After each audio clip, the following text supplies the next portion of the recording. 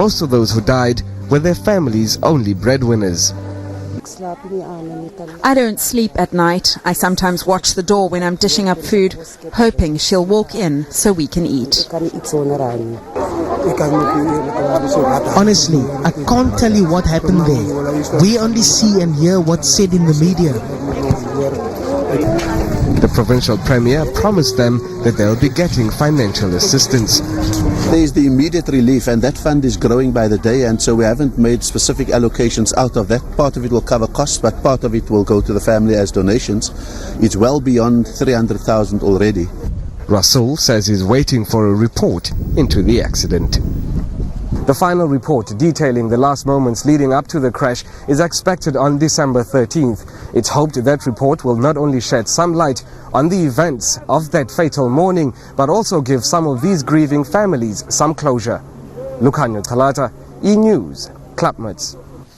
The abuse of women and children is again being highlighted. Government has taken its annual 16 days of activism to the streets, but some are questioning just how effective the campaign really is.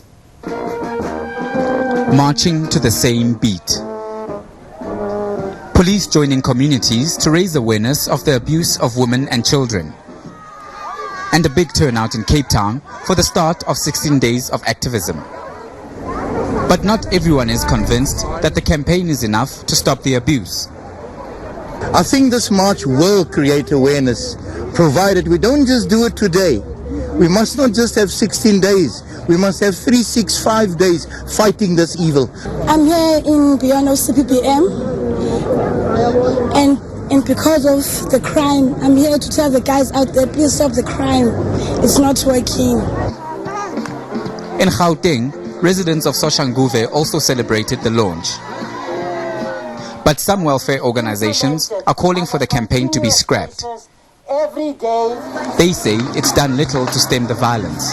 But police statistics show there's been a slight drop in the reported cases of abuse. Down from 6,000 2 years ago to 5,500 last year.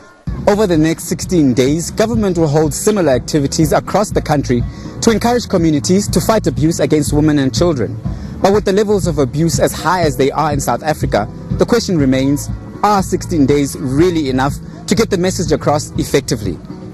Dumale Muhlaudi, E-News, Soshanguve. Zimbabweans hoping to legally enter South Africa without a visa have had their hopes dashed. Yesterday, a Zimbabwean newspaper said the stringent visa requirements for Zimbabweans had been scrapped. It's caused quite a stir and it's got Home Affairs up in arms. The Zimbabwean government-run Herald newspaper isn't known as a bastion of accurate journalism.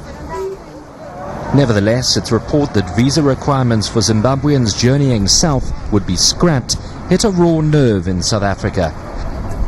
Especially coming just a day after an independent report by Union UASA, which suggested that the number of illegal immigrants in South Africa may be as high as 10 million. The report quoted Defence Minister Masiea Lekota as the source. He's denied, saying Zimbabweans won't need visas, and Home Affairs has backed this up. But it says negotiations are continuing to make it easier to move around Southern Africa. We are not only consulting the Zimbabwean government, we are also in consultation with all SADC countries to look at issues to ensure that to promote the issues of regional trade, harmonize the laws regarding immigration and so on. Their reasoning is that making it harder to enter South Africa is simply going to encourage illegal immigration. The government is also keen to protect a massive trade surplus with the rest of Africa.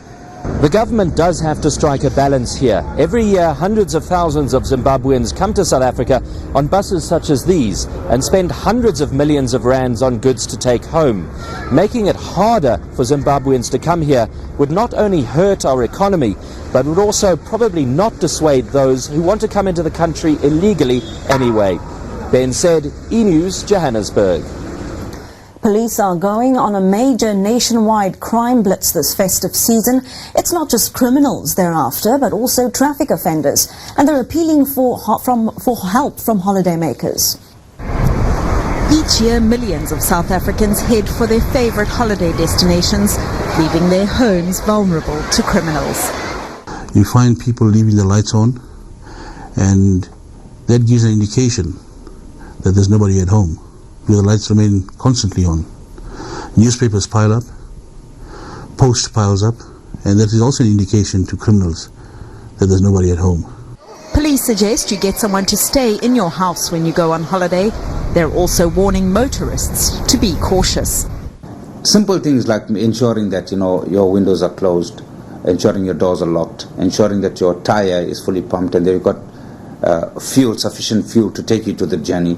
Those kind of things, route planning, those kind of things are quite important in terms of ensuring you don't become a victim of crime. Police leave is being restricted over the festive season, and thousands of reserve officers are being deployed around the country.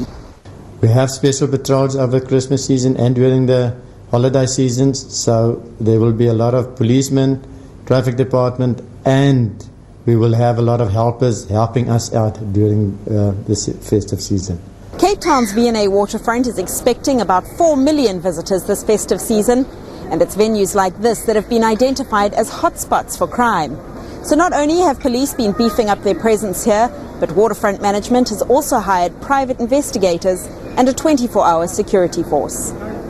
Police warn that there's also going to be a big crackdown on alcohol abuse and drunk driving, so you can expect to find roadblocks every other day in all areas.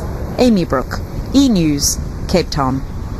All your international news coming up after the break, including chaos on a busy freeway when a plane makes an emergency crash landing.